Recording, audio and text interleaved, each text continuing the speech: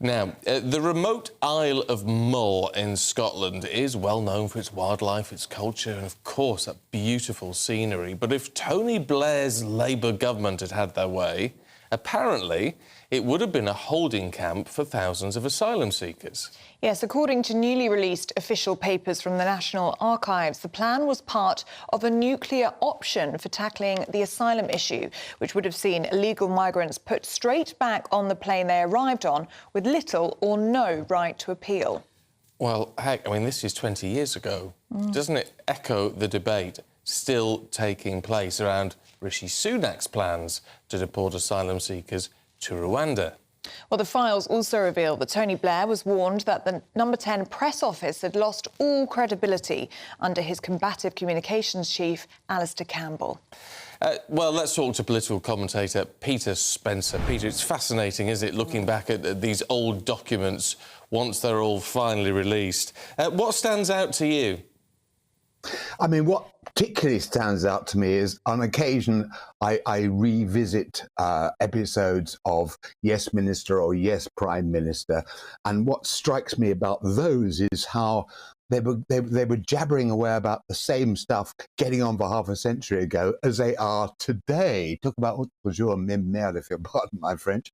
I mean, it has to be remembered that government is a bit like trying to fly a helicopter. All the wretched thing ever wants to do is to tip over.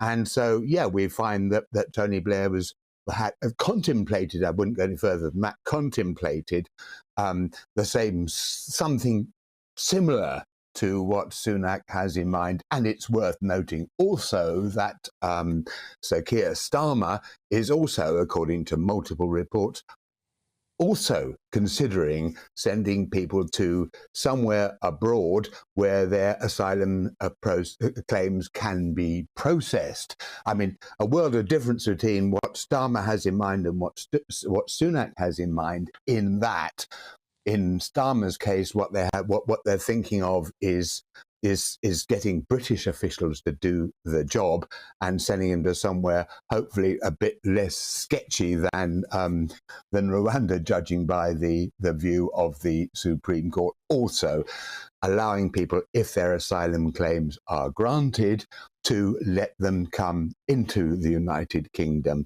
However, what's fascinating about this whole thing is that Rwanda is such a disaster from the Tories' point of view, in that it has torn the Conservative Party apart.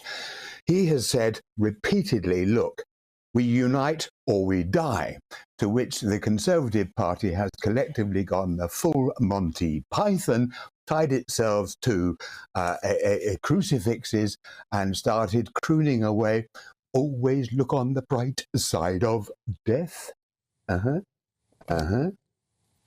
And, Peter, what did you make of Tony Blair being warned that No. 10 had lost all credibility under Alistair Campbell? I mean, within these files, it was fascinating, wasn't it? Also, the debate with the BBC, writing to the Director-General, saying he wasn't happy with the coverage of the start of the Iraq War.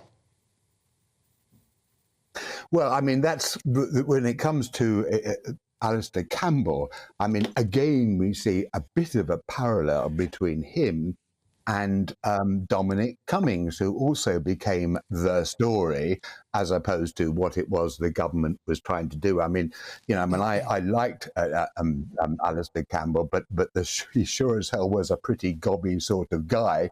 So he did manage to rile an awful lot of people. And in the end, of course, they did shift him from No. 10 press office to making him the director of communications, to sort of basically keep him away from the front line.